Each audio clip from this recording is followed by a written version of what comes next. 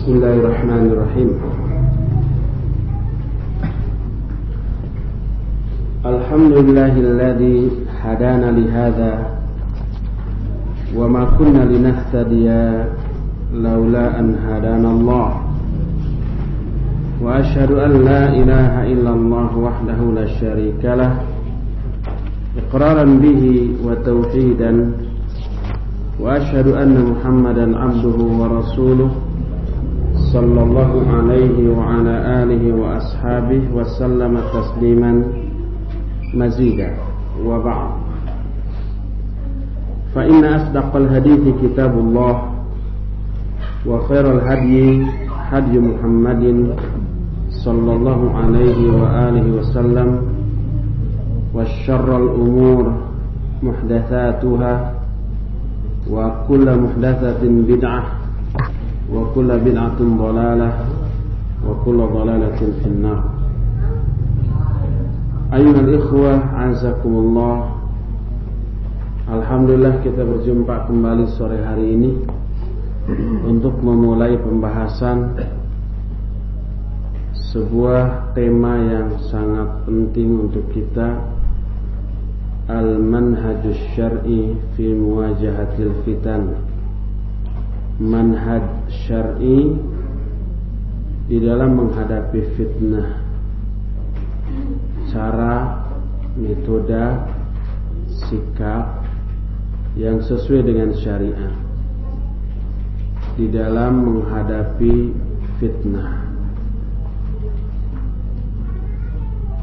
Kita akan memulai pembahasan ini dari ta'rif atau definisi fitnah, baik secara bahasa ataupun menurut istilah syar'i. Fitan jamak dari fitnah. Makna asal fitnah adalah idkhalul dhahabin nara litudhira jaudatahu min ridaatihi. Makna asal dari fitnah adalah memasukkan emas ke dalam api untuk mengeluarkan inti dari emas itu dari bahan-bahan lainnya. Itu makna awal dari fitnah. Logam emas yang bercampur dengan logam-logam lain dimasukkan ke dalam api untuk dipisahkan antara bahan asli emas dengan logam-logam lainnya. Itulah makna asal dari fitnah. Wastu'mila fi idkhalil insani an-nara, lalu dijadikanlah atau dipergunakanlah istilah fitnah ini dalam makna memasukkan manusia ke dalam api neraka. Ini dijelaskan oleh Raghib Al-Isfahani dalam kitab Al-Qadar fi Gharibul Quran. Fitnah memiliki banyak makna. Bisa bermakna ibtila, imtihan, dan ikhtibar. Itu juga maknanya. Ibtila, imtihan, ikhtibar itu adalah ujian atau cobaan atau tes. Bisa berupa fitnah harta, fitnah anak-anak, fitnah kekufuran, fitnah berupa ikhtilafnya manusia dalam hal berpendapat, fitnah dibakarnya orang yang berdosa dengan api neraka, fitnah kezaliman, fitnah perasaan takjub terhadap diri sendiri karena kelebihan yang kita miliki, fitnah berupa idlal. Idlal itu menyesatkan orang lain. Fitnah al-junun, kegilaan, itu juga fitnah. Fitnah kekacauan, fitnah azab, dan fitnah peperangan yang terjadi di kalangan manusia. Dan fitnah ini banyak dipakai untuk sesuatu yang dibenci atau tidak disukai, kemudian sampai melebar menggunakan kata-kata fitnah dengan makna dosa, kekufuran, peperangan, dan yang lain-lainnya. Itu dijelaskan di dalam kitab An-Nihayah fi Gharibil Hadits. Adapun fitnah menurut istilah syariah, ini memiliki banyak makna. Di antaranya, fitnah bisa berarti kekufuran. Allah berfirman dalam surah An-Nur ayat 63, فَلْيَحْذَرِ الَّذِينَ يُخَالِفُونَ عَنْ أَمْرِهِ أَنْ تُصِيبَهُمْ فِتْنَةٌ أَوْ يُصِيبَهُمْ عَذَابٌ أَلِيمٌ. Hendaklah orang-orang yang menyelisihi perintah Rasul sallallahu alaihi wasallam, hendaklah takut bahwa mereka akan ditimpa fitnah atau ditimpa azab yang sangat pedih. Orang yang menyelisih sunnah Rasul sallallahu alaihi wasallam, hendaklah orang seperti itu takut mereka itu akan diberi dua hal. Pertama fitnah, yang kedua azab yang sangat pedih. Apa fitnah di sana? Berkata Al-Imam At-Tabari, al-fitnatu hahuna al-kufru. Fitnah dalam ayat ini maknanya kufur. Hendaklah orang-orang yang menyelisihi Rasul sallallahu alaihi wasallam, perintah Rasul sallallahu alaihi wasallam diselisihi. Diselisihi itu artinya tidak dituruti, malah ditentang, malah mengambil jalan yang berbeda gitu ya. Hendaklah orang itu takut akan ditimpa fitnah, artinya akan ditimpa kekufuran dan azab yang sangat pedih. Berkata Al-Imam Ibnu Katsir ketika menjelaskan antusibahum fitnah, mereka akan diberi fitnah ay fi qulubihim min kufrin aw nifaqin aw bid'atin. Maksud fitnah di sini adalah sesuatu yang menimpa hati mereka, baik kekufuran, kemunafikan ataupun kebid'ahan.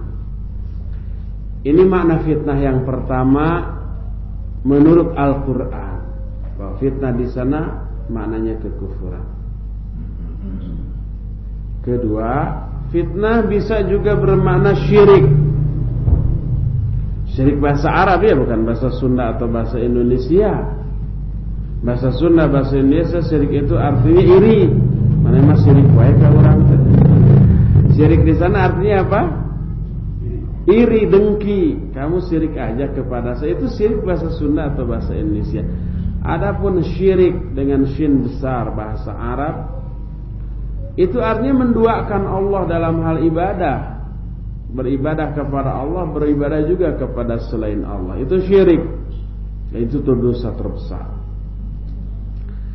Fitnah salah satu maknanya adalah syirik.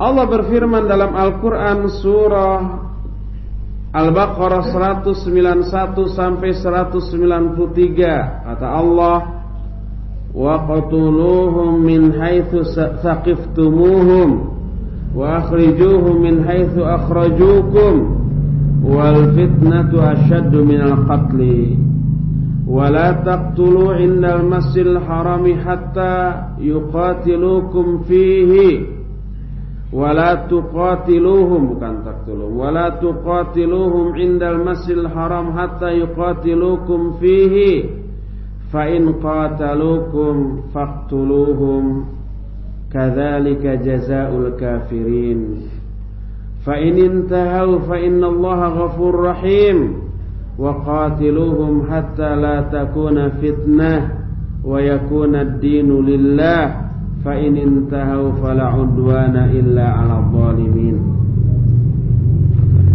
Kata Allah, dan perangi, bunuhlah mereka dimanapun kamu temukan mereka, dan usirlah mereka dari negeri ketika mereka mengusir kamu. Dan fitnah itu lebih kejam daripada pembunuhan. Fitnah lebih kejam daripada pembunuhan. Dalam ayat ini yang dimaksud fitnah, kata Al-Imam Ibnu Katsir, syirik. Syirik itu lebih kejam daripada membunuh. Artinya dosa syirik jauh lebih besar daripada dosa membunuh. Kita seringkali salah di dalam menerapkan istilah fitnah lalu didalili oleh ayat ini. Di dalam bahasa kita dikenal istilah fitnah dengan makna buhtan. Buhtan itu artinya menyebarkan info kejelekan orang lain yang salah untuk menjatuhkan orang itu. Informasi tentang kejelekan orang lain padahal orang itu tidak sejelek yang kita omongkan. Umpamanya orang itu pedit padahal orang itu dermawan. Kita sebarkan si anu pelit agar orang itu dibenci orang banyak. Itu bahasa kita disebut fitnah. Tapi bahasa Arab atau bahasa hadis namanya buhtan. Bukan fitnah, tapi bahasa kita fitnah. Lalu ketika kita difitnah, kita berhujah dengan ayat ini, al-fitnatu asyaddu minal qatli. Fitnah itu lebih kejam, lebih besar dosanya daripada membunuh. Padahal fitnah yang dimaksud dalam ayat ini maknanya adalah syirik, menduakan Allah dalam hal ibadah. Karena orang-orang kafir, orang-orang musyrik memerangi kaum muslimin untuk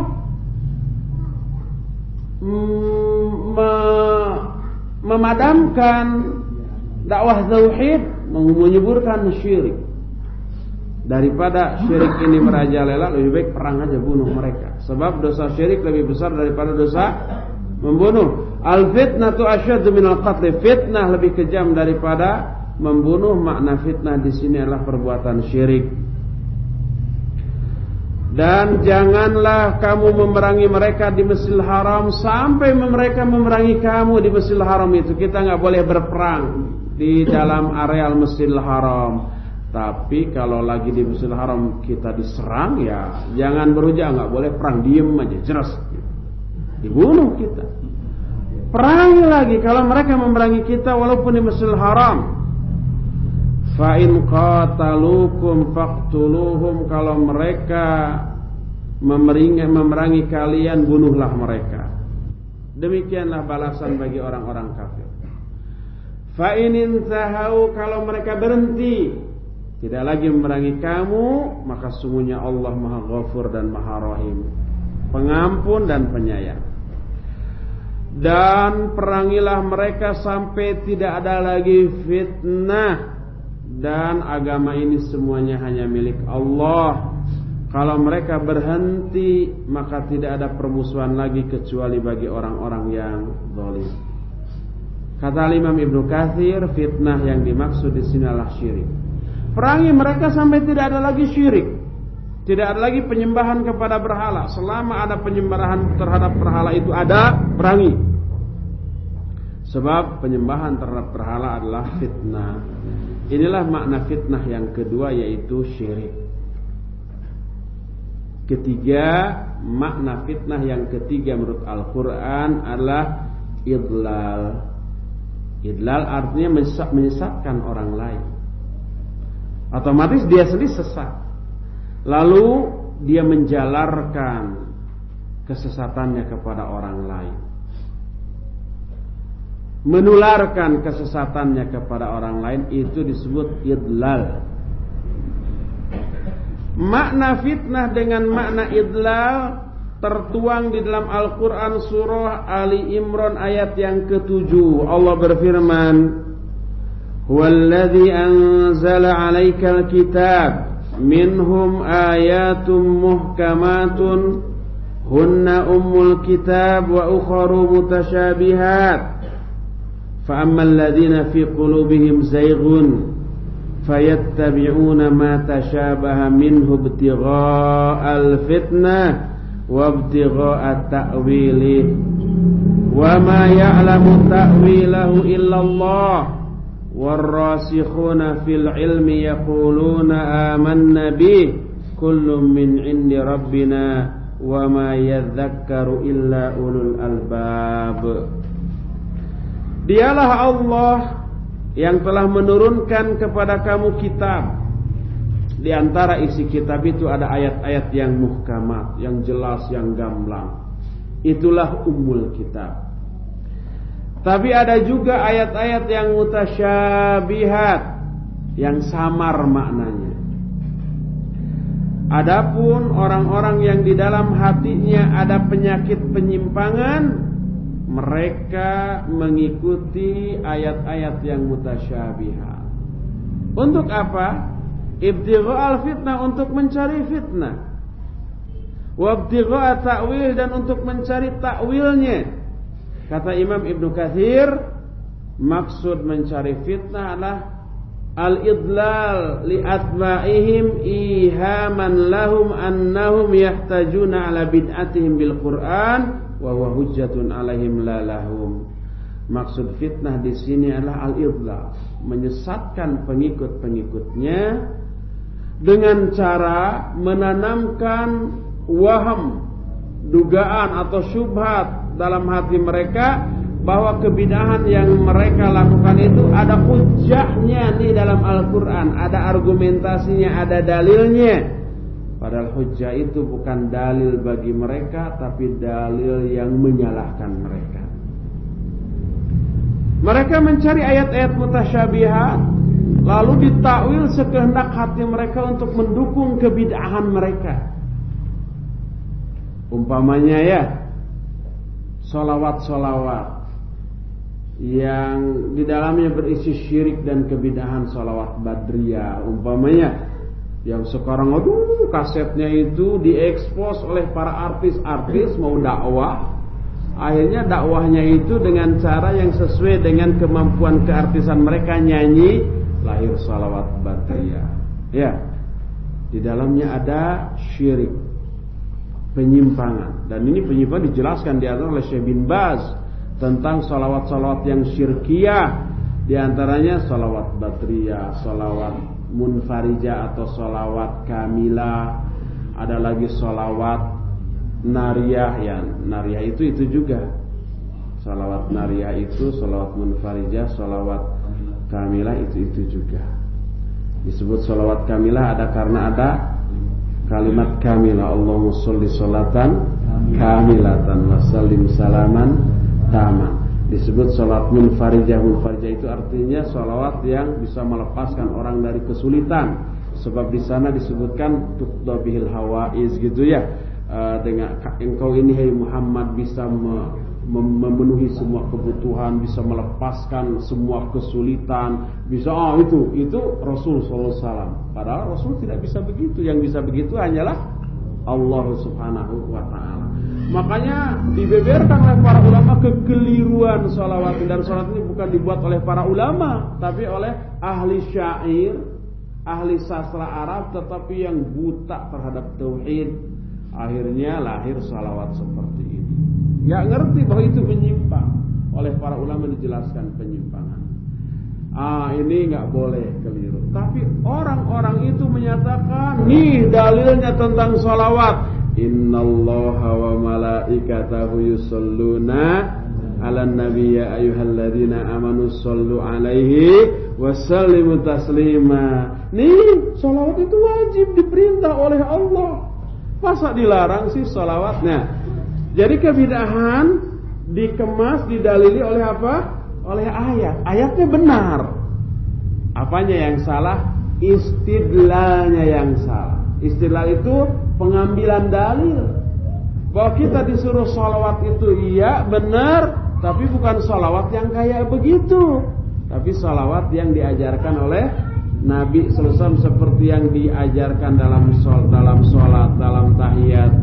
Allahumma sholli ala Muhammad wa ala ali Muhammad kama shallaita ala ali Ibrahim wa barik ala Muhammad wa ala ali Muhammad kama barakta ala ali Ibrahim innaka Hamidum Majid. Jadi yang diajarkan ini yang dimaksud salawat yang diperintahkan, bukan yang itu tadi. Oleh karena itu at-tawus ketika beliau melarang seseorang melakukan kebid'ahan di dalam sholatnya. Nggak boleh sholat begitu katanya. Orang ini ngomong ke banyak orang, Tawus ini melarang saya sholat. larang sholat. Ini ayatnya ara'aital ladzi abdan surah Al-Alaq itu ara'aital ladzi abdan idza sholat. Aduh, kumaha ayatnya? Cing enak tadi. Ari di tarahal kitu tosok rada susah. Gimana ayatnya? Ara'aital ladzi abdan. Nah, sebelumnya bukan begitu. Al-Alaq atau Firaun. Bukan atolak, Al-Alaq. Ara'aital ladzi yanha abdan idza shalla. Ara'aital ladzi yanha abdan idza shalla. Tidakkah kamu memperhatikan, melihat seseorang yang melarang orang lain untuk sholat? Orang ini melarang saya sholat. Apa kata Taus? Manahaitukum anis sholat, innama nahaitukum anil bid'ati fis sholat. Aku tidak melarang kalian dari sholat, aku melarang kalian berbuat kebid'ahan di dalam sholat. Silakan sholat, tapi jangan dicampuri dengan bid'ah. Tapi orang ini Taus melarang saya sholat karena ayatnya ara'aital ladzi yanha abdan idza shalla. Jadi itu idlal, menyesatkan orang banyak. Ini yang disebut dengan fitnah di dalam ayat ini. Berdasarkan hal itulah maka ketika Asy-Syaikh Abdurrahman As-Sa'di menafsirkan Al-Quran surah As-Saffat ayat 161 sampai 163, kata Allah, fa innakum wa ma ta'budun ma antum alaihi bifatinin illa man huwa shallil jahim. Sesungguhnya kalian dan apa-apa yang kalian sembah, ma antum alaihi bifatinin, kamu bukanlah orang-orang yang melakukan fitnah, illa man huwa shallil jahim, kecuali orang-orang yang masuk ke dalam neraka jahim. Makna ayat ini, kata Syekh Abdurrahman As-Sa'di, ay innakum ayyuhal musyrikun wa ma abaddumuhu ma Allah la taqdiruna an taftinu wa tudillu ahadan illa man qadallahu annahu min ahlil jahim. Maknanya adalah, kalian hai orang-orang musyrik dan apa-apa yang kalian sembah selain Allah, kalian tidak bisa memfitnah dan menyesatkan seorang pun kecuali orang yang telah Allah tetapkan sebagai neraka jahim, sebagai ahli neraka jahim, sebagai calon penghuni neraka jahim. Jadi orang-orang musyrik beserta perbuatan syirik yang dilakukannya itu, ma antum alaihi bifatinin, kalian tidak bisa menjadi orang-orang yang memfitnah. Yang memfitnah di sini artinya tidak bisa menyesatkan, tidak bisa membuat orang lain menjadi sesat seperti kamu dengan perbuatan syirik kamu, kecuali yang disesatkan itu hanyalah orang-orang yang telah Allah takdirkan sebagai calon penghuni neraka jahim. Ini makna fitnah dengan arti menyesatkan. Inilah makna fitnah yang ketiga. Keempat, ada lagi ayat Al-Quran yang memuat kata-kata fitnah dengan makna tadlis. Tadlis itu bahasa kitanya memanipulasi kebenaran, dimanipulasi sehingga menjadi kebatilan. Kebatilan dimanipulasi sehingga menjadi dianggap sebagai sebuah kebenaran. Itu tadlis namanya. Memanipulasi itu tadlis, orangnya disebut mudallis. Ada sebuah kitab judulnya Talbis Iblis, manipulasi iblis, jebakan iblis, tipu daya iblis dalam menjerumuskan manusia. Allah berfirman dalam Al-Quran surah Al-Ma'idah ayat 49, kata Allah, wa anihkum bainahum bima anzalallah wa la tattabi ahwa'ahum wahdharhum ay yaftinuka an ba'di ma anzalallahu ilaik.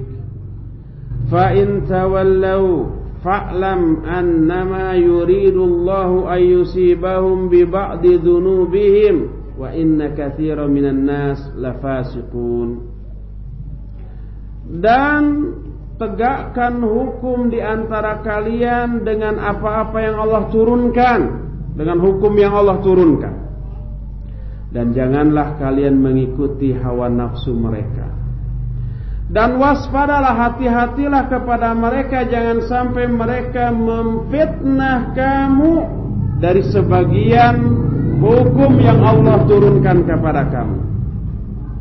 Maksud, janganlah sampai mereka memfitnah kamu, kata Imam Al-Hafidh Ibnu Katsir rahimahullah ketika menafsirkan ayat ini, ay ihdar a'da'akal yahuda ayyudallisu 'alaikal haqqa fima yunhunahu ilaika minal umur fala taghtarru lahum fa innahum kadhibatu kafarati khunah.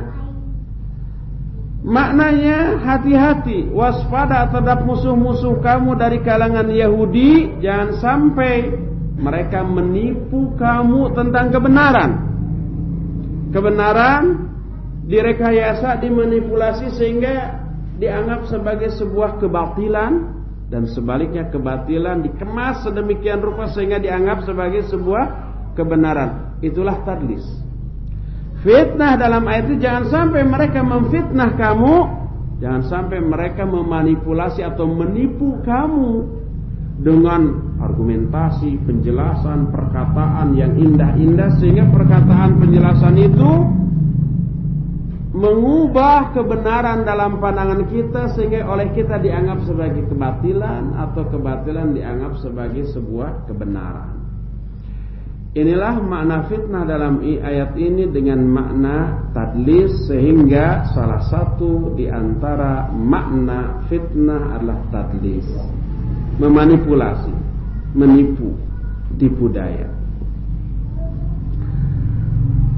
Kelima, al-labsu bainal haqqi wal batil.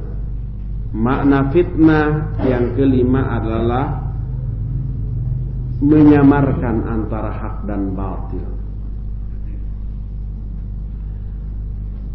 sehingga yang hak mana, yang batil mana nggak jelas, disamarkan. Allah berfirman dalam surah Al-Anfal ayat 73, walladzina kafaru ba'dhum awliya'u ba'd illa taf'aluhu takun fitnatun fil ardi wa fasadun kabir. Dan orang-orang kafir itu sebagian dari mereka menjadi wali bagi sebagian yang lain. Wali ini dua maknanya. Pertama, wali itu orang yang dikasihi, orang yang dicintai, seperti para wali Allah.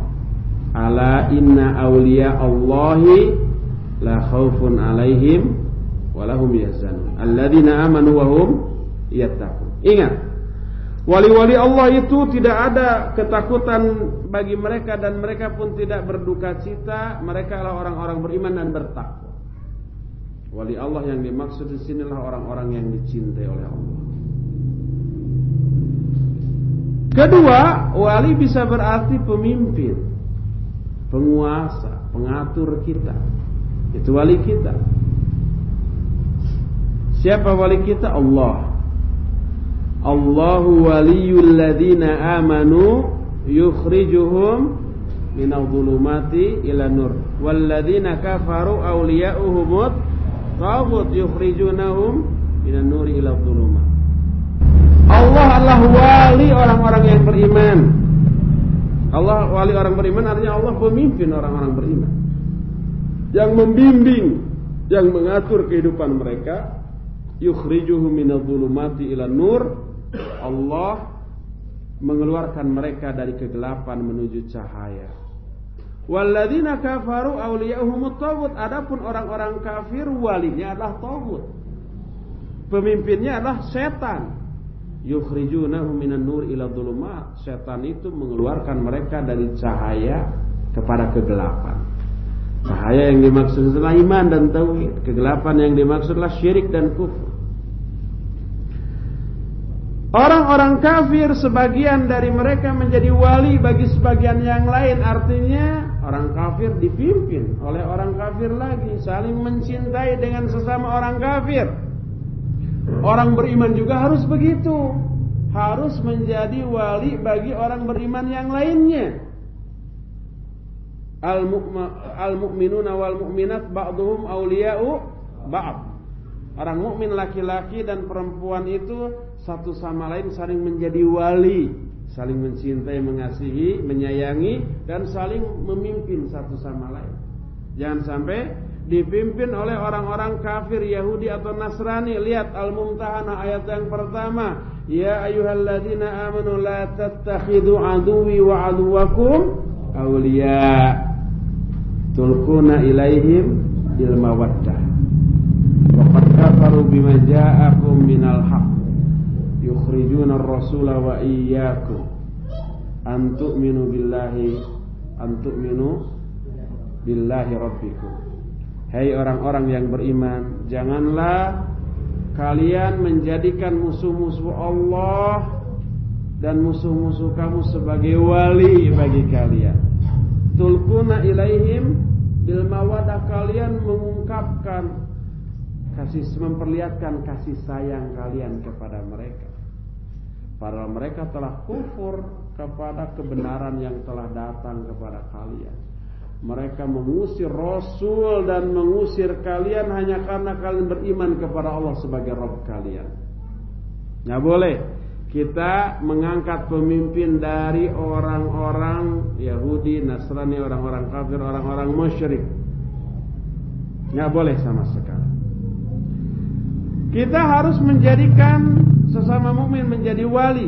Kalau tidak, kata Allah, illa taf'alu, kalau kalian tidak demikian, tidak saling menjadikan wali bagi sesama mukmin, takun fitnatun fil ard, akan muncul fitnah di muka bumi, wa fasadun kabir, dan kerusakan yang sangat besar. Apa makna fitnah di sini? Kalau sesama mukmin tidak mengangkat sesama mukmin lagi sebagai wali, akan terjadi fitnah di muka bumi. Kata Imam Ibnu Katsir, illam tujanibul musyrikin wa tuwallul mu'minin wa illa waqa'atil fitnatu finnas wa huwa iltibasul amri wa ikhtilatul mu'mini bil kafir fayaqau bainan nasi fasadun muntashirun tawilun aridun. Kata Imam Ibnu Katsir, maknanya janganlah kalian dekat-dekat dengan orang-orang musyrik, janganlah kalau kalian tidak menjauhi orang musyrik dan tidak mengangkat wali dari kalangan sesama mukmin, maka akan terjadi fitnah di kalangan sesama manusia berupa iltibasnya urusan. Iltibas itu samarnya urusan dan bercampur baurnya antara mukmin dan kafir, lalu terjadilah kerusakan yang menyebar, yang panjang dan dalam. Sehingga makna dari fitnah di sini samarnya urusan antara benar dan salah. Orang nggak tahu lagi mana benar mana salah, mana hak mana batil, mana sunnah mana bid'ah, mana yang lurus mana yang bengkok. Orang nggak tahu lagi karena samar. Inilah fitnah. Berkata Syekh Abdurrahman As-Sa'di di dalam kitab Taisirul Karimir Rahman fi Tafsir Kalamil Mannan, kata Syekh As-Sa'di, fa innahu yuhsalu bidzalika minasyarr ma la yanhasiru min ikhtilatil haqqi bil batil wal mu'mini bil kafir wa adami katsiri minal ibadatil kibar kal jihadi wal hijrah wa ghairi dzalik min maqasidis syar'i wad din allati tafutu idza lam yattakhidil mu'minuna wahdahum awliya ba'dhum li ba'd. Kata Syekh Abdurrahman As-Sa'di, artinya dengan hal itu akan terjadilah keburukan yang tidak bisa dibatasi, tidak terkendali, berupa bercampurnya antara kebenaran dan kebatilan, antara yang mukmin dengan yang kafir, dan tidak banyaknya ibadah-ibadah agung seperti jihad, hijrah, dan yang lain-lainnya yang merupakan inti dari syariat dan agama, yang ini akan hilang, akan luput apabila orang-orang mukmin tidak menjadikan sesama mukmin sebagai wali-wali mereka. Inilah fitnah yang dimaksud, yaitu samarnya antara hak dan batil, dan itulah makna fitnah yang kelima.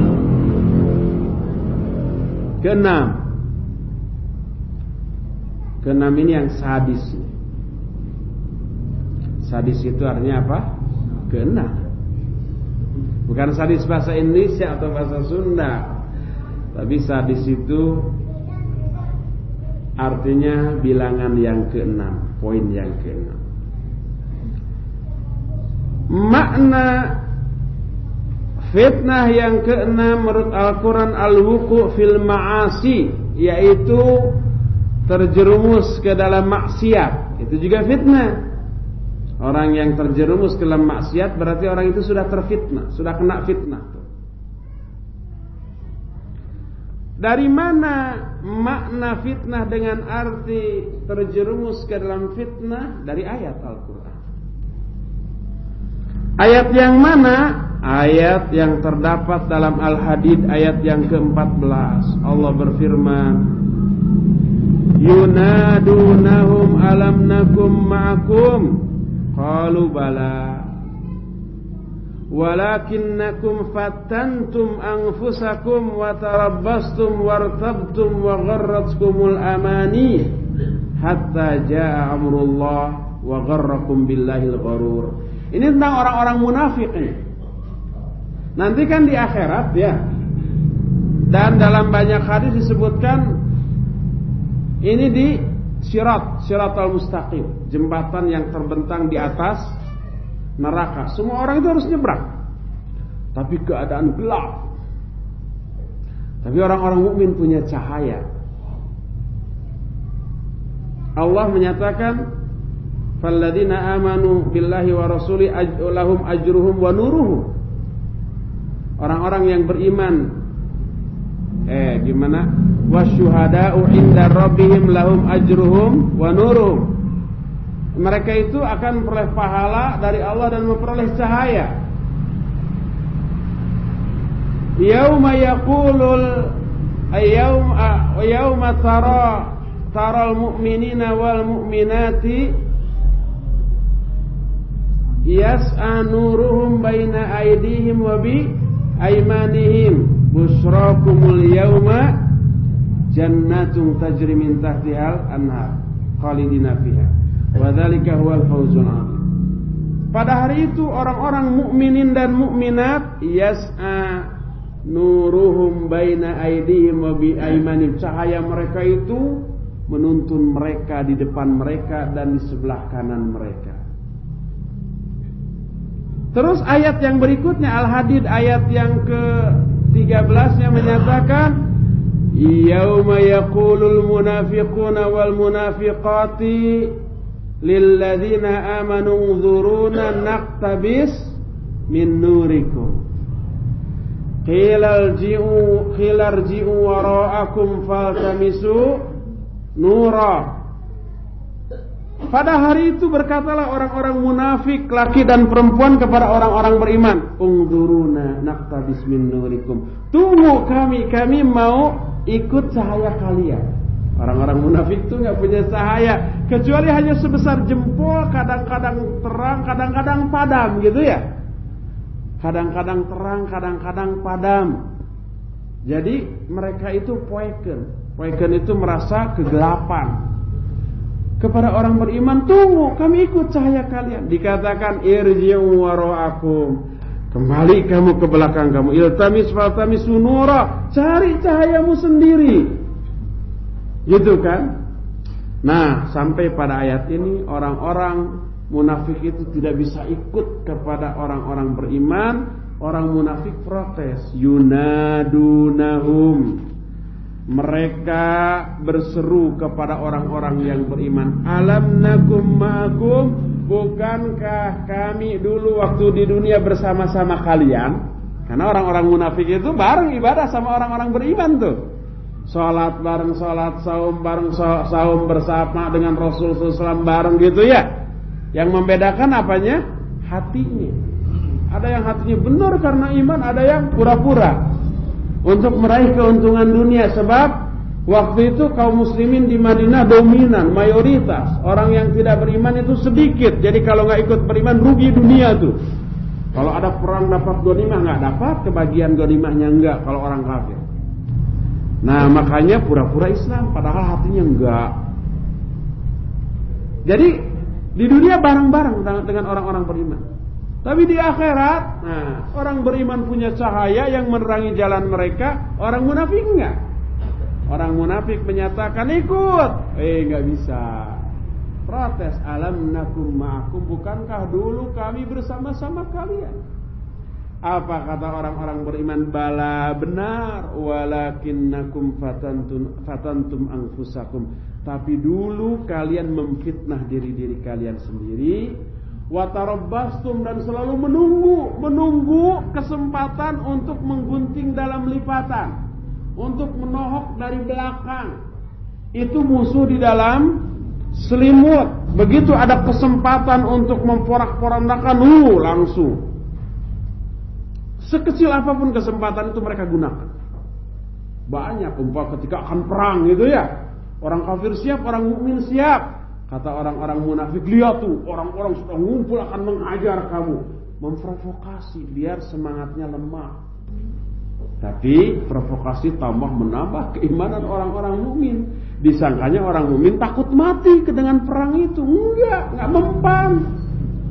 Maka provokasi tidak menambah apapun kecuali menambah keimanan orang-orang yang beriman. Enggak mempan. Ada satu kasus, Nabi SAW berangkat bareng orang sahabat, istri yang dibawanya Aisyah, dan Aisyah dibawanya ditanduk gitu ya. Pas mau pulang di jalan istirahat, Aisyah tanpa bilang keluar buang hajat. Ketika Aisyah keluar dan Nabi nggak tahu, para sahabat nggak tahu, ayo berangkat lagi pulang, digotong lagi itu tanduk. Padahal kosong ya, Aisyahnya nggak ada. Aisyah beres karena dulu nggak ada WC umum di jalan. Jadi kalau umpamanya mau buang air besar, nyari tempat sepi, ngumpet gitu, ada apa pasir yang agak menggunung sedikit, nah ngumpet di sana. Selek didinya. Kemudian di ruang gitu ya, dulu mah begitu. Terus gimana kalau bersucinya ceboknya? Kalau ada air, kalau enggak istijmar dengan batu 3 buah. Boleh. Itu zaman dulu darurat. Kalau zaman sekarang nggak ada kayaknya. Beberapa tahun yang lalu di sini masih ada. Karena jarang orang punya WC di dalam rumah. Kalau mau BAB ke Pancilingan, kalau nggak ke kebun bekal koret. Koret itu cangkul kecil. Ngegali tlek cingogo didinya. Kalau laki-laki di harudum sarung sambil jongkok. Kalau sudah ruang gali lagi yang baru selesai. Makanya kalau di kampung ada di kebun orang lagi jongkok, jangan disamperin. Jangan disamperin. Kita nggak tahu lagi apa. Aisyah begitu beres pulang kembali ke tandunya, sudah berangkat dari kejauhan, gitu ya. Bingung, ngikutin. Lagi bingung gitu, ada seseorang sahabat pakai unta juga ketinggalan. Lihat ada wanita hitam, maksudnya pakaiannya hitam. Ditanya, man anti? Ana Aisyah, zauzatu Rasulillah. Oh, ini istri Rasul SAW. Dipersilakan Aisyah naik unta. Lalu sahabat itu berjalan agak jauh, tidak berdua-dua, tidak dituntun gitu ya, agak berjauh, tapi tidak terlalu jauh, khawatir Aisyah nanti diapa-apakan. Ada yang macam-macam. Nabi SAW masuk kota Madinah, dibuka tandu Aisyah, tidak ada. Kemana Aisyah? Ribut. Lagi ribut gitu, torojol sahabat, nggak lama kemudian Aisyah datang. Nah, ini kesempatan bagi orang munafik untuk menebar fitnah.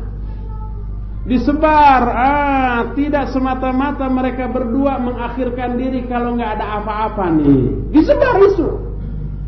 Ini yang kemudian dikenal dengan peristiwa haditsul ifki.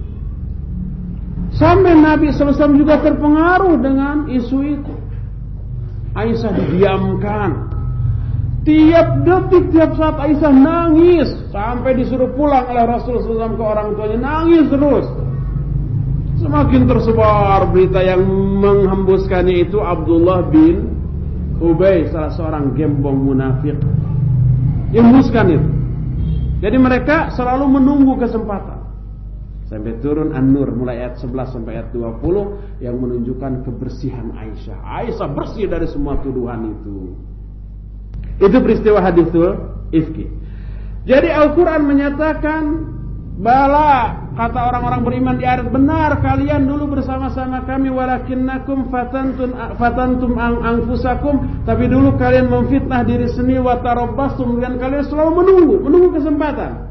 Wartabtum, dan kalian dulu ragu-ragu. Wa gharratkumul amaniyu, dan kalian tertipu oleh angan-angan. Hatta ja'a amrullah wa gharrakum billahi gharur, dan sampai datang urusan Allah dan kalian tertipu oleh orang-orang yang menipu. Dulu kalian memfitnah diri sendiri. Apa yang dimaksud kalian memfitnah diri sendiri dalam ayat ini? Berkata Imam Ibnu Katsir, qala ba'dus salaf, ay fatantum anfusakum bil ladzati wal ma'asi wasyahawat. Kata para ulama salaf, maksudnya kalian memfitnah diri-diri kalian dengan kelezatan dunia, dengan kemaksiatan, dengan syahwat. Orang yang terjerumus ke dalam maksiat, menyalurkan syahwat secara membabi buta, orang itu telah terfitnah. Fatantum anfusakum, artinya kalian sudah memfitnah diri kalian dengan menjerumuskan diri kalian ke dalam kemaksiatan, syahwat dan kesenangan dunia. Inilah yang dimaksud fitnah dalam ayat ini. Sehingga salah satu di antara makna fitnah adalah al-wuqu' fil ma'asi, terjerumus ke dalam kemaksiatan. Siapa yang berbuat maksiat, dia sudah terfitnah dengan godaan dunia ini. Inilah makna yang ke-6 dari fitnah. Ke-7, ada juga fitnah dengan makna azab. Sebagaimana Allah berfirman dalam Al-Quran surah Al-Anfal ayat Al-Buruj ayat yang ke-10. Nanti dalam Al-Anfal juga ada ayat yang ke-26 gitu ya kalau nggak salah. Allah berfirman 25 bit kata, wattaqu fitnatan la tusibannal ladzina zalamu minkum khassa. Takutlah kamu kepada fitnah. Fitnah yang dimaksud dalam Al-Anfal 25 ini azab. Takutlah kamu kepada azab yang tidak khusus menimpa orang-orang zalim di antara kalian saja. Kalau orang-orang berbuat zalim itu banyak di sebuah kampung, orang-orang solehnya diam, tidak beramar ma'ruf nahi munkar, sehingga kezalimannya tambah merajalela, Allah turunkan azab. Begitu azab turun, yang kena bukan hanya orang-orang zalim saja, orang-orang soleh yang ada di sana juga kena. Berupa bencana alam atau apalah, orang solehnya juga kena, runtuh, pesantren, masjid runtuh ikut. Nah, oleh karena itu fitnah yang dimaksud sana ada. Lihat juga Al-Buruj ayat yang ke-10. Allah berfirman, innal ladzina fatanul mu'minina wal mu'minat tsumma lam yatubu falahum adzabu jahannam wa lahum adzabul hariq. Sesungguhnya orang-orang yang memfitnah orang-orang yang beriman dan orang-orang beriman baik laki-laki dan perempuan, kemudian mereka tidak tobat, bagi mereka azab jahannam dan bagi mereka azab yang membakar. Yang dimaksud orang-orang yang memfitnah orang-orang beriman laki-laki dan perempuan, yang maksudnya mengazab, menyiksa orang-orang beriman laki dan perempuan. Awal-awal kejayaan Islam, awal-awal tersebarnya Islam ketika kaum muslimin masih lemah, para sahabat yang masuk Islam kan disiksa oleh majikan-majikannya ya, oleh orang-orang kafir tuh. Bilal bin Rabah, Khabbab bin Al-Arath, kemudian semuanya lah, Amr bin Yasir beserta semua keluarganya sampai meninggal itu Yasir sama Sumayyah, orang tua dari Ammar bin Yasir itu semuanya diazab sampai meninggal. Ada yang tidak meninggal tapi tahan, seperti Bilal bin Rabah, digencet dengan batu di dadanya sambil dijemur di tengah terik matahari. Setelah digencet itu batunya ditindih lagi diduduki oleh majikannya agar Bilal keluar dari Islam. Tapi yang keluar dari mulutnya hanyalah ahad, ahad, ahad. Artinya Allah itu Maha Esa. Khabbab bin Al-Arath seorang pandai besi, tukang bikin pedang, tukang bikin sepatu kuda dari besi, dan otomatis dibakar. Didatangi itu ke tempat pandai besi namanya istal tempat pembuatan itu teh sepatu kuda. Nah gitulah pokoknya. Didatangi, suruh keluar dari Islam, nggak mau. Diambil itu besi panas, kemudian diletakkan di kepala Khabbab ini. Terdengar jeres gitu ya, kebayang panasnya, sakit. Dan ngambilnya bukan dengan tangan pasti, tapi dengan alat. Ya dengan tangan, tapi tangannya memegang alat, kayak geget gitu, set. Dianya nggak kepanasan. Ditempel di atas kepala, ngeri lah. Disiksa. Zaman dahulu, jauh zaman-zaman sebelumnya, sebab kisah Al-Buruj ini tentang Ashabul Ukhdud, tentang seorang pemuda yang namanya siapa? Gulam, bukan nama lah, pemuda Gulam ini. Disiksa, diazab orang-orang yang beriman juga. Saat itu dimasukkan ke dalam parit yang berisi api, disuruh terjun ke sana. Allah menyatakan innal ladzina fatanul mu'minina wal mu'minat, orang-orang yang memfitnah orang-orang yang beriman. Fitnah di sana maksudnya menyiksa, disiksa orang-orang beriman. Allah menyatakan tsumma lam yatubu, lalu tidak tobat, falahum adzabu jahannam, bagi mereka azab jahannam, walahum adzabul hariq, dan bagi mereka azab yang membakar. Yang dimaksud memfitnah dalam ayat ini, kata Imam At-Tabari dalam sebuah riwayat dari Mujahid, maksudnya mengazab. Sehingga fitnah salah satu maknanya adalah mengazab atau menyiksa. Itulah makna yang ke-7 dari fitnah. Ke-8, fitnah bisa juga berarti membunuh dan menawan. Bukan menawan mempesona, bukan. Penampilan kamu begitu menawan, nah, bukan itu maksudnya. Tapi menawan itu menyandera ya. Kalau peperangan, yang kalah, yang masih hidup menyerah, lalu dibagaimanakan? Ditawan. Salah satu makna fitnah membunuh dan menawan. Allah berfirman dalam surah An-Nisa 101. Kata Allah, wa idza darabtum fil ardi falaysa 'alaikum junahun an taqsuru minas shalah in khiftum ayyuftinakumul ladzina kafaru. Dan apabila kalian bepergian di muka bumi, musafir, nyanyabaan, pergi keluar kota, tidak apa-apa bagi kamu untuk mengqasar salat-salat kamu. Mengqasar itu artinya meringkas salat yang 4 menjadi 2, zuhur, asar, dan isya. Kalau maghrib sama subuh nggak boleh diqasar. Maghrib jadi 1,5, subuh jadi 1, nggak boleh. Yang boleh diqasar hanyalah yang 4 menjadi 2. Kalau disebutkan kata Allah, in khiftum ayyuftinakumul ladzina kafaru, kalau kamu takut difitnah oleh orang-orang kafir, qasar aja salat kamu. Yang dimaksud kalau kamu takut difitnah oleh orang-orang kafir, maksud takut dibunuh ketika salatnya kemudian ditawan. Dibunuh atau ditawan, ditangkap, disergap lalu ditawan.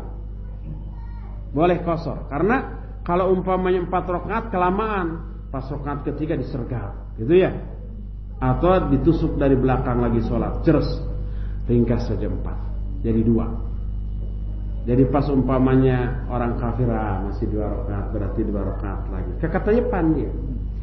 Kekatayepan itu artinya mengendap-endap dari belakang.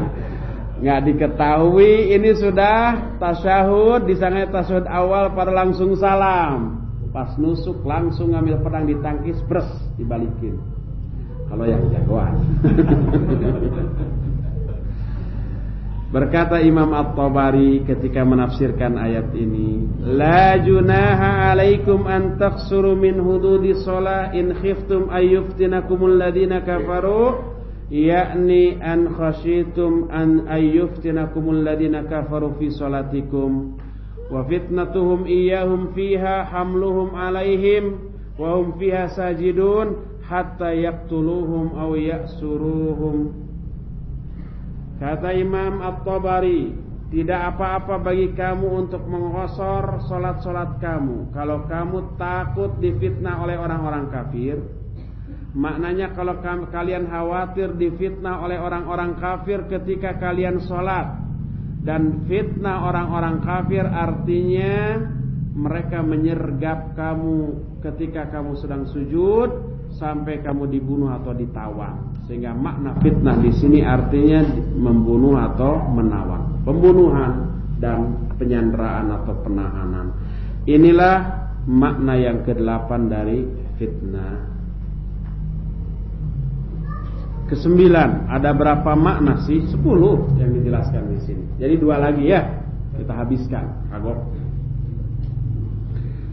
Makna fitnah yang ke-10 adalah al-adawah alias permusuhan. Ke-9, Bit. Duh, ditarik pada ini. Abang cara buka. Leles-leles oke dipaksa. Yang ke-9, makna fitnah yang ke-9 adalah al-adawah artinya permusuhan.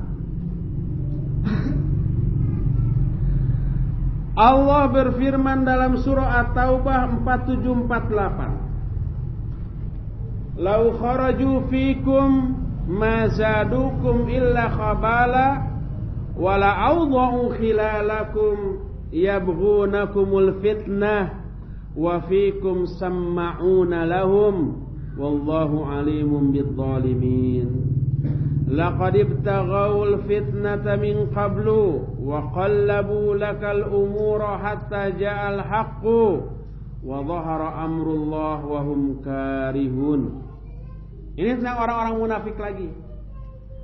Kata Allah, seandainya orang-orang munafik keluar bersama-sama kalian.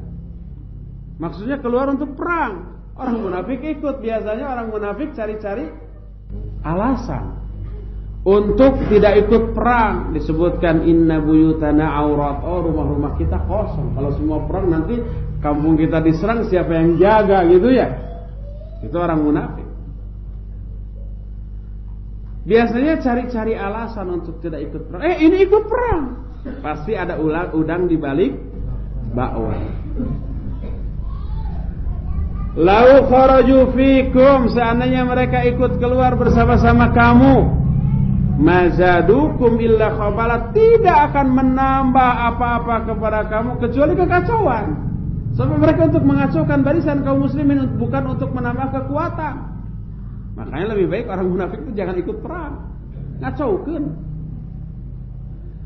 Wala awda'u khilalakum, pasti mereka akan nyelinap ke tengah-tengah barisan kalian. Untuk apa? Yabghunakumul fitnah, untuk mencari fitnah.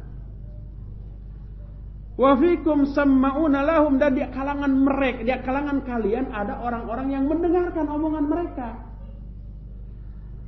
Wallahu alimun bidzalimin, dan Allah mengetahui orang-orang yang zalim.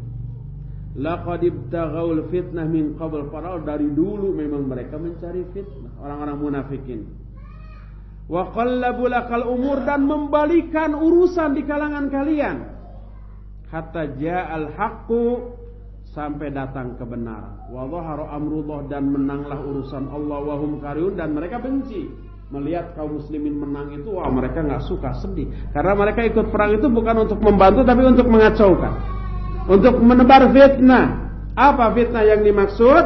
Berkata Imam Ibnu Katsir, wala asra'us sayra wal masya bainakum bin namimah wal baghdha wal fitnah. Orang munafik itu bersegera ya masuk ke sela-sela barisan, berjalan di antara kalian untuk menyebar namimah dan kebencian di antara kalian. Mengadu domba antar sesama sahabat, mengadu domba antar sesama kaum muslimin. Dikatakan kepada si A, kata si B, ya kamu itu kalau perang loyo, pinginnya dilindungi terus di belakang punggung orang, ngecut kamu itu. Kata siapa? Si A. Nah, mulai muncul kedengkian kepada si A kan. Awas ini. Begitu permusuhan disebarkan di dalam intern barisan kaum muslimin. Itulah fitnah yang dimaksud. Menyebar fitnah, menyebar permusuhan di kalangan sesama kaum muslimin. Berkata Syekh Abdurrahman As-Sa'di, yabghunakumul fitnah, mereka masuk ke sela-sela barisan untuk menyebarkan fitnah di antara kalian, harisuna ala fitnatikum wa ilqa'il adawah bainakum. Mereka bersemangat menebar fitnah di kalangan kalian, yaitu menyebarkan, melemparkan permusuhan di antara kalian. Bayangkan pada momen yang harusnya kaum muslimin bersatu padu, saling mempercayai, saling mengandalkan untuk saling melindungi di peperangan, disebar permusuhan. Akhirnya saling dengki kan? Nah, itu bahaya. Umpamanya karena dengkinya kepada sesama prajurit, wah ini lagi perang ini, pres sajalah. Nanti kan disangkanya diburu musuh kan, gitu. Nah, itu berbahaya. Nah, inilah fitnah yang disebar oleh orang-orang munafik di kalangan barisan kaum muslimin, tentara muslim. Yang dimaksud fitnah itu adalah permusuhan. Itulah yang ke-9. Terakhir yang ke-10. Kalau sudah dengar terakhir ini semangat lagi, sebab mau berakhir nih, mau selesai. Lagi cangkel, lagi kesel, lagi pegal, dengar kata-kata terakhir. Makna fitnah yang terakhir adalah ibtila wal imtihan, ujian dan cobaan serta godaan. Ayat Al-Quran yang mengandung kata-kata fitnah dengan makna ujian atau cobaan itu adalah surah diantaranya surah Al-Ankabut ayat yang pertama dan ayat yang kedua. Allah berfirman, ayat yang kedua, ayat pertama, kedua dan ketiga, Alif Lam Mim. Ahasiban nasu, ayat pertama cuma alif lam mim, itu ayat mutasyabihat. Jangan ditanya apa artinya, jangan dicari apa artinya, nggak ada keterangan dalam Al-Quran dan As-Sunnah ataupun sahabat. Jangan direka-reka, alif itu Allah, lam itu malaikat Jibril, mim itu Muhammad. Ahasiban nas ayyutraku ayyaqulu amanna wa hum la yuftanun wa laqad fatanna alladhina min qablihim fala ya'lamanna Allahu alladhina shadaqu wa la ya'lamanna al-kadhibin. Apakah manusia mengira bahwa mereka akan dibiarkan berkata kami telah beriman, padahal mereka belum difitnah? Wa hum la yuftanun. Wa laqad fatanna alladhina min qablihim wa qad fatanna alladziina min qablihim, dan kami telah memfitnah orang-orang sebelum mereka. Yang dimaksud memfitnah di sini menguji. Apakah manusia akan menyangka mereka akan dibiarkan berkata kami telah beriman padahal belum difitnah? Maksudnya padahal belum diuji, belum dicoba, belum dites. Dan kami telah menguji orang-orang sebelum mereka, maka Allah pun mengetahui siapa orang-orang yang benar dan siapa orang-orang yang dusta dengan pengakuan iman.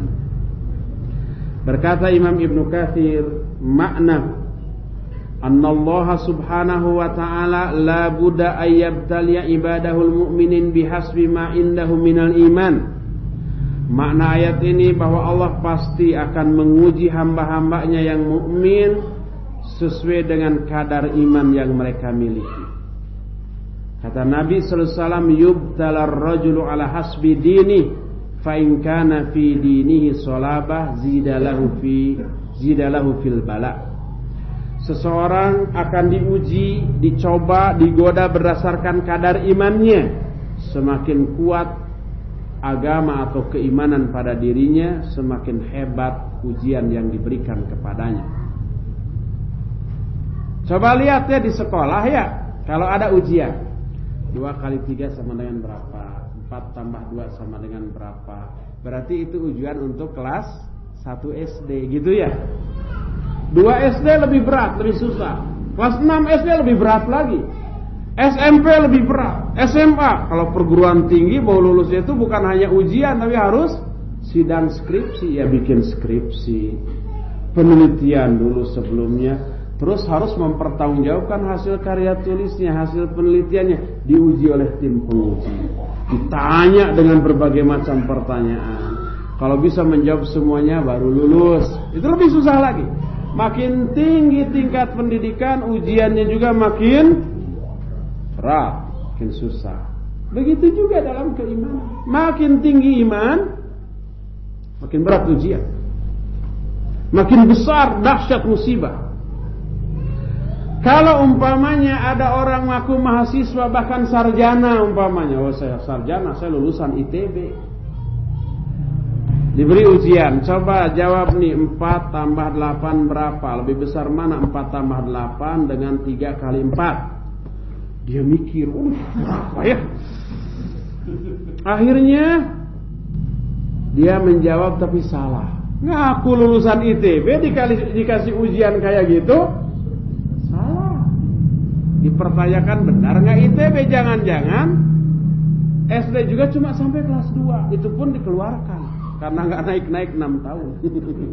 Umpamanya. Begitu juga orang ngaku beriman, ketebal keimanannya, pas diuji oleh Allah, diberi ujian yang ringan, udah pergi ke dukun, udah pergi ke cari kompensasi yang tambah membuat mereka terpuruk, pergi ke diskotik, pergi ke narkoba, pergi ke mabuk. Aduh, puyeng udah dihilangkan dulu, kita fly dulu. Katanya ngaku beriman, dikasih ujian sedikit saja sudah belok lagi tuh dari jalan kebenaran. Sama dengan orang ngaku mahasiswa lulusan ITB, sarjana lulusan ITB, dikasih soal SD nggak bisa, maka diragukan kesarjanaannya. Inilah fitnah. Fitnah itu ujian. Semakin imannya tinggi, semakin berat ujian. Makanya yang paling menderita di kalangan manusia selama hidupnya adalah para nabi. Asyaddun nasi bala'an al-anbiya, thumma sholihun, thumma al-amsal fal-amsal. Orang yang paling hebat ujiannya, penderitaan adalah para nabi. Kemudian orang yang soleh, kemudian orang yang di bawah itu, yang di bawah itu. Coba Nabi kurang gimana menderita sih? Nabi Muhammad SAW sejak kecil begitu lahir sudah yatim, masih balita sudah yatim piatu. Kemudian orang yang menyayanginya ketika masih kecil juga, yaitu kakeknya Abdul Muttalib, meninggal, diasuh oleh pamannya, sampai menjadi nabi, menjadi rasul. Waduh, berapa banyak dan beragam cercaan, celaan, ujian, penderitaan yang beliau alami. Disebut Lugelo, Majnun, disebut tukang sihir, disebut tukang syair, disebut juga pemecah belah persatuan. Segala macam sebutan sudah lengkap diterima oleh beliau. Kotoran unta beliau lagi sujud, prak, diapakan, ditamrukeun dina tonggongna, di punggungnya, di kepalanya lagi sujud itu. Dikejar-kejar mau dibunuh, dilempari dengan besi, dengan potongan-potongan kayu, dengan batu sampai bercucuran darah, bercampur keringat, bercampur debu. Waduh, kemudian setelah jadi nabi juga yang bisa aja beliau kaya raya, seringkali perutnya diganjal dengan batu karena apa? Menahan lapar. Datang ke rumahnya, ada makanan nggak? Nggak ada. Saya saum aja deh kalau begitu. Penderitaannya lengkap dari segala segi. Karena apa? Karena imannya luar biasa. Ujiannya juga sehebat iman yang dimilikinya. Makanya kalau umpamanya kita ya selama hidup rasanya senang terus, nggak pernah sakit hati, nggak pernah diejek orang, nggak pernah difitnah orang, nggak pernah digibahi orang, nggak pernah dicela orang, dibentak orang, nggak pernah merasa sakit, nggak pernah merasakan kepepet dari segi ekonomi, happy terus, senang terus. Itu tanda tanya besar. Sama dengan orang, oh kamu mah ya ulangan ya di sekolah, ujian ya. Ribet kan, harus belajar, harus menjawab, kalau nggak bisa dijewet. Saya mah nggak pernah ulangan, nggak pernah diuji. Kenapa? Karena nggak sekolah. Buta huruf seumur hidup, bodoh. Kalau kita nggak mau diuji, nggak mau dicoba, jangan punya keimanan. Nggak akan diuji, tapi diazab, disiksa oleh Allah ya di dunia ya di akhirat. Inilah makna fitnah yang ke-10, artinya ujian atau cobaan. Selesai sudah penjelasan tentang makna fitnah, sehingga nanti pasal yang kedua kita akan membahas bahaya fitnah terhadap agama. Ya, insya Allah kita akan mulai pembahasan ini besok pagi sekitar jam 8. Untuk sekarang cukup sampai di sini. Ada beberapa menit waktu yang tersisa untuk tanya jawab. Silakan kalau ada pertanyaan.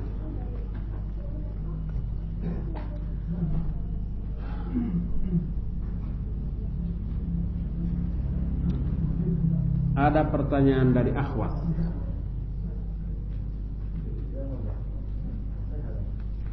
Kalau seseorang tidak mendapat ujian yang berat dari Allah, apakah menunjukkan kurangnya kadar imannya? Iya. Kita belum membahas jenis-jenis ujian. Seringkali orang beranggapan yang namanya ujian atau fitnah itu hanya berupa keburukan. Tidak. Kesenangan juga merupakan fitnah. Allah menyatakan, sesungguhnya kami telah menguji kalian dengan keburukan dan kebaikan berupa fitnah. Jadi fitnah tidak hanya keburukan tapi juga kebaikan. Harta yang Allah dan kesenangan yang Allah berikan kepada kita itu fitnah, menguji kita. Lihat Nabi Sulaiman alaihi salatu wassalam. Kurang apa beliau? Beliau raja di raja. Tidak hanya menguasai manusia, tapi bangsa jin juga takut kepada Sulaiman. Binatang juga nurut, angin juga nurut. Angin juga bisa diperintah oleh Nabi Sulaiman. Kekayaannya, kerikil di kerajaannya itu apa? Emas dan perak, sehingga ada Ratu Bilqis yang menyembah matahari ya.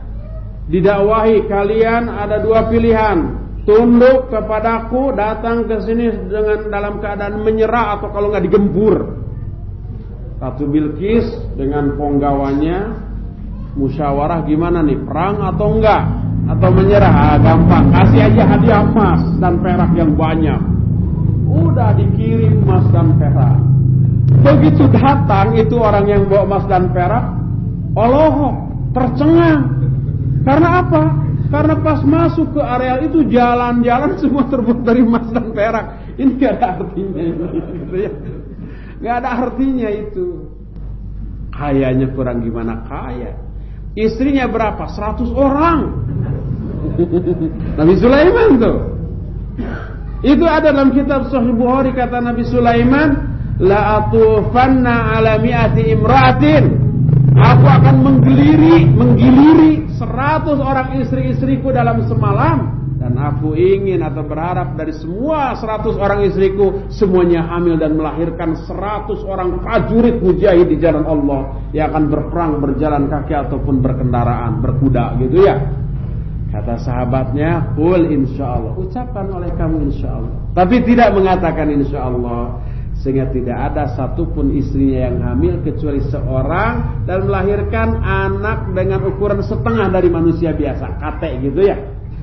Kata Nabi SAW, lau qala insyaallah, seandainya Sulaiman saat itu mengatakan insyaallah, pasti semuanya hamil dan akan melahirkan anak, akan menjadi satu pasukan khusus di jalan Allah. Hadis ini sahih riwayat Imam Bukhari. Nabi Sulaiman istrinya 100 dan diberi kekuatan 100 orang laki-laki biasa. Kalau yang biasa dikasih isi 100 loyo dia. Ini kuat, semalam 100-nya semuanya digilir. Kurang bagaimana kaya, kurang bagaimana berkuasa, kurang bagaimana pinternya, semua bahasa binatang, bahasa isyarat beliau pahami. Apa kata beliau? Hadza min fadli rabbi liyabluwani ashkuru am akfur. Ini adalah karunia nikmat dari Allah untuk menguji aku apakah aku akan syukur atau akan kufur. Itu adalah dalam surah An-Naml. Oleh karena itulah maka kekuasaan, kekayaan, popularitas, semua kesenangan itu juga ujian, diujinya oleh itu tuh. Lulus nggak? Kalau dengan kekayaannya dia infak, sedekah, zakat, tutulung kanu butuh, tatalang kanu susah, lulus dia dalam ujiannya. Tapi kalau dengan kekayaannya dia pelit, buntut kasiran, merengkel cap jahe, merege hese, dia tidak lulus tuh dalam ujian dengan hartanya. Demikian juga dengan kekuasaannya, dengan popularitasnya, dengan kecantikan dan kegantengannya, itu semuanya ujian. Ujian bisa berupa kesenangan, bisa berupa penderitaan. Banyak orang yang diuji dengan penderitaan, dia kuat, tabah, tahan, tapi ketika diuji dengan kesenangan, dia gugur dari ujian itu. Dan itulah yang paling ditakutkan oleh Rasul SAW. Kata beliau, bukanlah yang aku ketakutkan kepada kalian kemiskinan dan kefakiran, tapi innama akhsha alaikum ayyubsatu alaikumud dunya fatunafisuha kama tanafasuha wa ahlaktum kama ahlaku. Yang aku khawatirkan adalah dibukakan oleh Allah bagi kalian kesenangan dunia, lalu kalian berlomba-lomba memperolehnya sebagaimana orang-orang terdahulu berlomba-lomba, lalu kalian binasa sebagaimana binasanya orang-orang sebelum kalian. Itu yang paling dikhawatirkan oleh Rasul SAW. Orang tidak siap mental diuji dengan kekayaan, walaupun ketika diuji dengan penderitaan dia sabar dan tabah. Jadi ujian bisa berupa seperti itu ya. Wallahu a'lam. Subhanakallahumma bihamdika asyhadu an la ilaha illa anta astaghfiruka wa atubu ilaika. Walhamdulillahirabbil alamin. Wassalamualaikum warahmatullahi wabarakatuh.